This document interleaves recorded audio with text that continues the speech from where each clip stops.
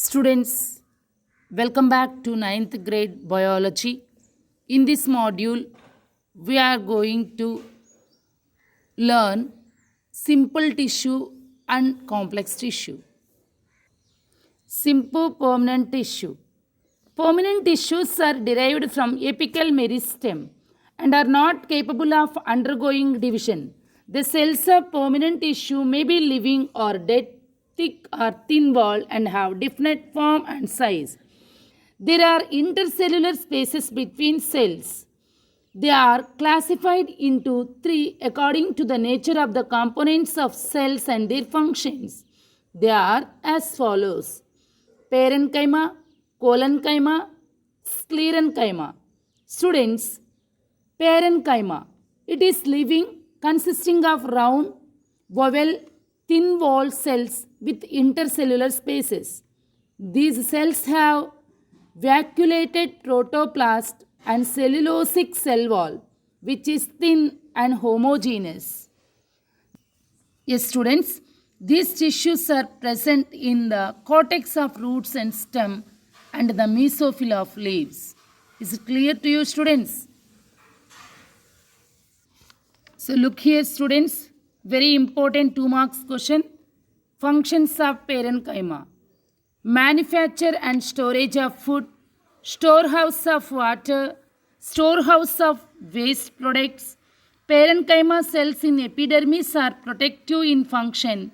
In aquatic plants, parenchyma cells with abundant chambers in between, they give buoyancy to the plants.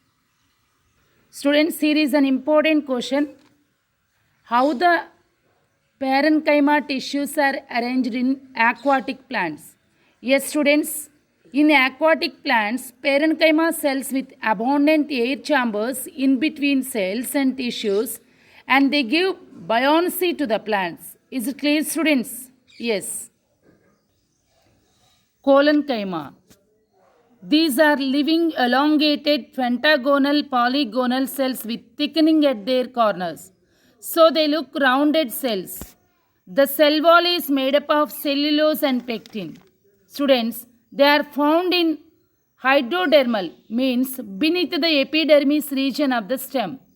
Functions of collenchyma tissue: provides mechanical support to the young parts of the body. Now let us learn sclerenchyma tissue. Sclerenchyma. These are long needle-like cells with pointed ends. They are angular in cross-section and are called fibers. In young condition, they are living and possess protoplasm, but later it loses its protoplasm and becomes dead. The cell walls are lignified and became hard. They are found in both aerial as well as underground parts. Sclerenchyma cells are of two types: sclerenchyma fibers and sclerites. Students, now look at the sclerenchyma fibers. They are highly elongated, narrow and spindle shaped with pointed oblique end walls.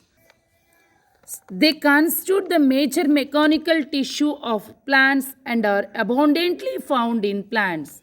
Now, sclerites. They are highly thickened and irregular shaped dead cells.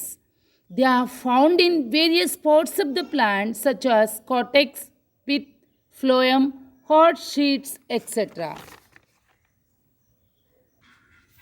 Students, functions of sclerenchyma tissue. It gives mechanical support. Sclerenchymatous fibers has high commercial importance. The commercial important fibers are jute and coconut fibers. The grip-top pulp of some fruits is due to the presence of sclerites in it. Is it clear, students? Students, in the next video, we will learn about complex tissue.